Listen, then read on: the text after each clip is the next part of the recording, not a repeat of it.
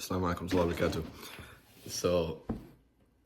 So, this specific incident or type of incident happened to me twice in the past 2 days, and I just wanted to share with you my thought process. It's a pretty interesting point, right?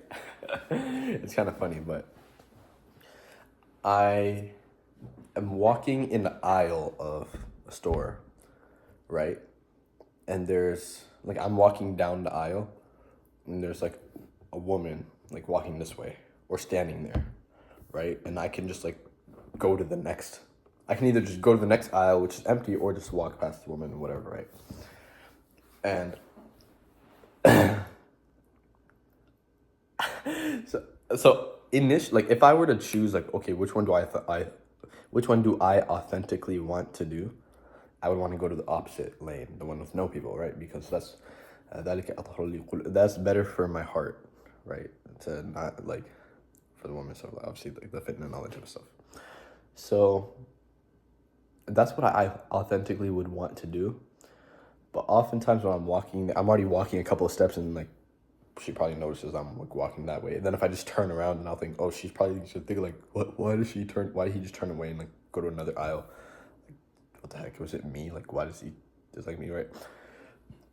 Two things. Number one, the response to that in my proper state of thinking, I would respond to that with two things. Number one, you're jumping to conclusions. Who in the world would think just because they turned around and went to the other thing, they would think that they hate you or they dislike you just because you're a woman or just because you're this race or whatever? It doesn't matter, right? Who's gonna even jump to that conclusion? And second of all, and they'll probably think, oh, you're sexist or whatever, right? Second of all, even if they do think that you're sexist for turning around, going to the other lane or whatever, in their head, I guess I am. According to their definition, then yes, I'm sexist. I don't believe men and women are equal and all that, whatever, right?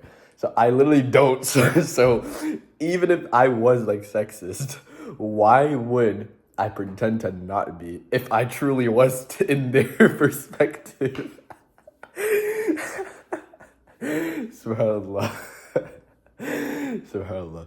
But the more the better point, the more important point is this. Oftentimes we all of us know when someone says, oh, don't do something just because other people don't do things because other people say to do it or it's the norm or whatever. Don't just submit to other people's the norm, the societal norm or whatever, right? Do whatever is you authentically are supposed to do or want to do or whatever, right? But we don't often think of the small, tiny things like this. Literally just like this stupid little, oh, you can either go to the other aisle or you can just stay in this aisle. Something as little as that, you would just probably succumb to I'm already here. Let me just look down and whatever, and walk past. But then you have to think. Then if you were to think of, okay, which one is the path of taqwa? Which is the path that the Prophet ﷺ would have taken? If you think like that, and you think, oh, that's the other aisle.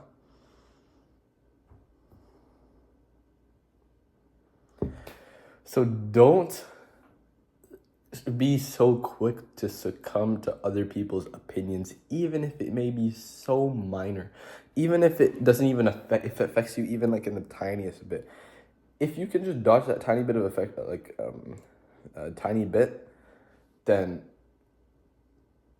actually a better way to put it is like this: which path would shaytaan want you to go? Which path would shaytaan want you to go? Would he want you to pass by the woman or just go to the other aisle? He would want you to pass by the woman. Now, okay, you could say, yeah, shaytaan would probably want you to pass by that, but it's not even haram or whatever, this and that. Or, okay, maybe it's not haram, but you walk by there and you see her again by accident, and then you might think about her later, and then you might, it goes step by step by step by step. But if you just go through the little tiny bit of friction and go to the other aisle, you just cut it straight from the root. Shaytaan has nothing to work with, right? Shaytaan has nothing to work with. So, alhamdulillah. Just a quick, very interesting point that I thought of before. And alhamdulillah, the last 2 times I did actually go to the other aisle, so alhamdulillah. Sexist. Assalamu alaikum.